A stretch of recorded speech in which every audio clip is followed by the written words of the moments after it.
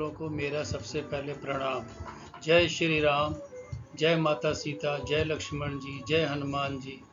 अपनी दया करिएगा, दया की बख्शिश करिएगा। आज मैं आप लोगों को एक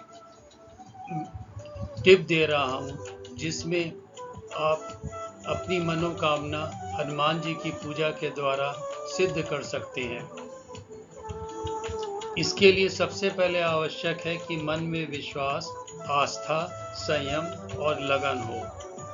आप सभी लोग जानते हैं कि हम पृथ्वी पर रहते हैं। पृथ्वी के चारों तरफ 9 ग्रह घूमते हैं और 9 ग्रहों का असर हर इंसान के ऊपर होता है और उसके असर से हर आदमी कभी कभी परेशान होता है, कभी कुछ होता है उसको। कोई अपने ग्रहों के असर से, आप पंडितों के पास भी जाते हैं, पंडित बोलते हैं आपके ऊपर राहु की दशा चल रही है, आपके ऊपर केतु की दशा चल रही है, 7.5 चल रही है।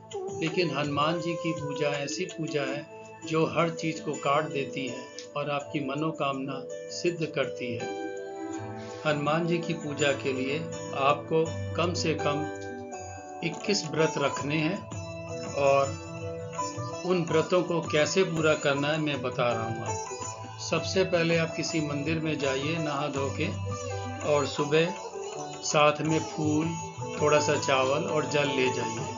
मंदिर में जाके आपको दाहिने हाथ में फूल रखना है, उसके ऊपर चावल रखना है और थोड़ा सा जल रखे और बायां हाथ उसके ऊपर रख देना है।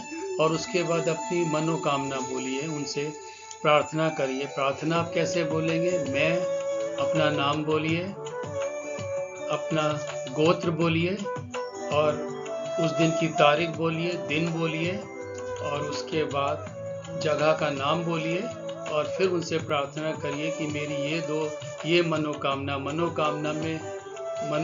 ऐसी बोलिए जो कि जायज हो। कोई ये ना बोले कि भाई मुझे उस लड़की के साथ प्रेम है तो मेरी मनोकामना पूर्ण करें। इस तरह की ख्वाहिश लेके काम नहीं करिए। जो जायज है, मान लीजिए आपके पास नौकरी नहीं है, कोई परेशानी है, मकान नहीं है, इस तरह की कोई समस्या है तो उसको संकल्प में कहिए हनुमान जी के आगे और वो फूल हनुमान जी को चढ़ा दीजिए। उसके बाद आपका व्रत शुरू होता है। आप अपने व्रत को सारा दिन भूखे रह के कम से कम कोई फल ले लीजिए या आप चाय 1 आध कप ले सकते हैं और फलाहार बना के सारा दिन।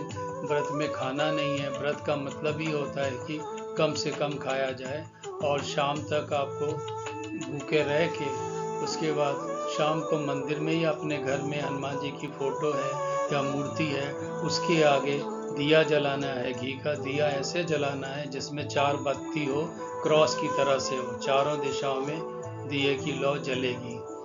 और उसके बाद हनुमान चालीसा का पाठ करिए। हनुमान जी को कोई फल चढ़ाइए, प्रसाद चढ़ाइए और व्रत को पूरा करने के लिए आप नमक का सेवन बिल्कुल नहीं करेंगे। नमक मत खाइएगा। पराठे के साथ पराठा बना लीजिए या रोटी बना लीजिए, दही के साथ या दूध के साथ आप खा सकते हैं। नमक पूरी तरह से वर्जित है। और हनुमान जी की पूजा करते समय इस चीज़ का विशेष ध्यान देना है कि शराब और नॉनवेज, अंडा है, मछली है, इन चीज़ों का सेवन नहीं करना है। ये चीज़ हमेशा ध्यान रखना है। अगर आपने व्रत शुरू किए हैं तो मंगलवार के दिन इन चीज़ों का सेवन नहीं करना है। इस तरह आप व्रत लगातार करते जाइए। एक चीज़ का और ध्यान रखिए कि आपने जब 21 व्रत बोले हैं अपने मुंह से, तो ये आपके करीब 4 महीने के बाद एक महीने में 4 मंगलवार आएंगे, तो ये करीब 4 महीने के बाद पूरे होंगे। और इसके लिए अपनी एक बात और करनी है, कम से कम 5 मंगलवार को आपको 108 बार हनुमान चालीसा का पाठ करना है। 108 बार हनुमान चालीसा जिस समय आप पढ़ेंगे तो इसके लिए 3 घंटे या 4 घंटे लग जाएंगे। ये आप अपने घर में भी बैठ के कर सकते हैं, मंदिर में भी कर सकते हैं।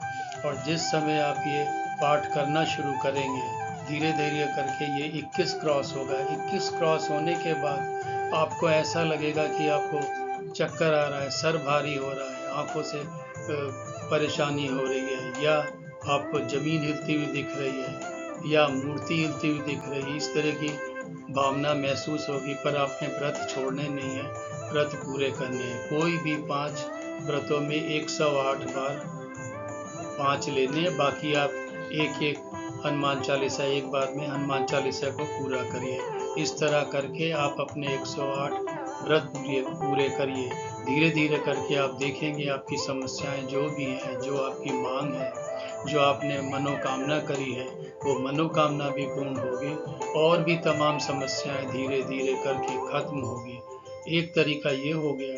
दूसरा तरीका ये है कि मान लीजिए आप 108 बार व्रत नहीं कर सकते हैं, तो 108 बार हनुमान चालीसा का पाठ नहीं कर सकते हैं, तो आप एक ही बार हनुमान चालीसा का पाठ करते जाइए और उसको फिर 21 बार मत करिए, 21 से ज़्यादा बढ़ जाइए।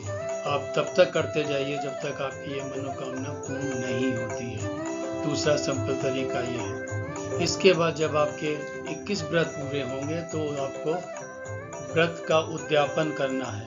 उद्यापन करने के लिए आपको उनको हनुमान जी को चोला चढ़ाना है। चोला चढ़ाने के लिए मार्केट में पूजा की दुकानों में चोले का सामान मिलता है।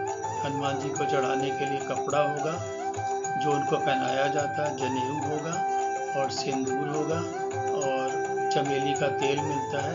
वो सब ले आइए और मंदिर में जाके उसको 21 व्रत पूरे 21 कंप्लीट करने के बाद 22वां जब आप आएगा तो उस दिन चढ़ाइए और उस दिन अपना व्रत खत्म करिए। फल चढ़ाइए, प्रसाद चढ़ाइए और उनसे प्रार्थना करिए कि आज मेरे 21 व्रत पूरे हो चुके हैं और मैं ये व्रत खत्म कर रहा हूँ। लेकिन आगे के लिए ध्यान देना है कि मंगलवार को नॉनवेज का सेवन नहीं करेंगे। अगर आप करते हैं तो नुकसान भी आप ही को होगा।